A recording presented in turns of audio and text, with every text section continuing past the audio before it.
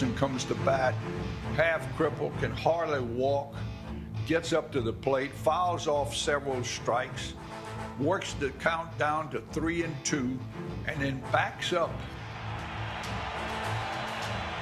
I just stepped out of the box and called timeout right as Dennis Eckersley went into his stretch. And even Kirk says he was reflecting on just that one little simple statement, and he was prepared. He was prepared for the pitch. He said, "Mel, I could hear that Cajun voice of yours saying, partner, as sure as I'm standing here breathing, you're going to see a 3-2 backdoor slider if you get up against Eckersley in a pressure situation. And I'm telling you what, be ready for that pitch." Sachs waiting on deck, but the game right now is at the plate. High fly ball into right field. She is gone. Stepped in there, got it, and took an ugly swing, but the ball went out. So obviously I was guided and touched by somebody bigger than myself.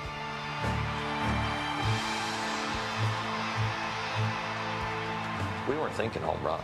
So when the ball leaves the ballpark, it is a complete surprise to everybody, including the players.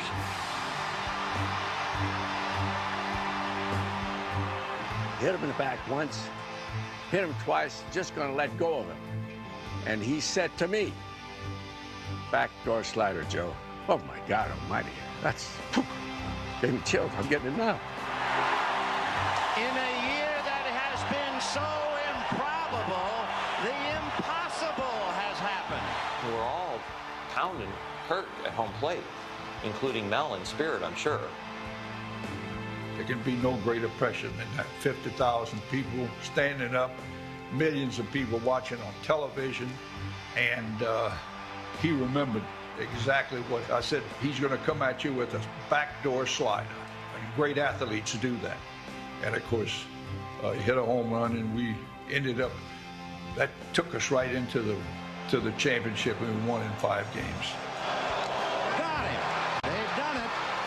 The ring that I put on and the memories about the 9th inning of the first game of the World Series, I will never forget that. I will never forget what Mel said in the clubhouse. I'll never forget that. How can you? It was the greatest moment in all of my athletic career, and I had some great moments at LSU, football, and other events, and then in scouting, I've been very fortunate, very lucky, whatever you want to call it. But this by far, was the greatest moment in my lifetime. I saw this kid yesterday, and I tell you what, he's a good-looking kid. He's about 6'4", about 205 pounds, and he really has a good arm.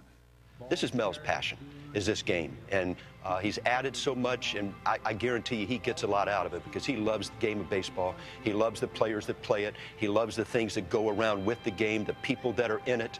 He's got an uncanny awareness of what it takes to succeed in this game, and I hope that nobody tries to chop that up with any sabermetric formula, because what Mel Didier brings is real, and he brings a part of baseball that is going to cross generation lines, no doubt. He's an icon for many. I would like to think that, people give him his due recognition. He has made the difference in a lot of individuals' lives, both on and off the field. How you doing? Huh? Doing all right, partner? I think when people talk about scouts in the history of our game, he's going to go down as one of the top. His substance was his style. He's what we all aspire to be. He's what we all aspire to be. He's dedicated to his profession. He's dedicated to his family. He's dedicated to everything that he does. And that is a powerful thing, dedication. Partner, you are one of the best.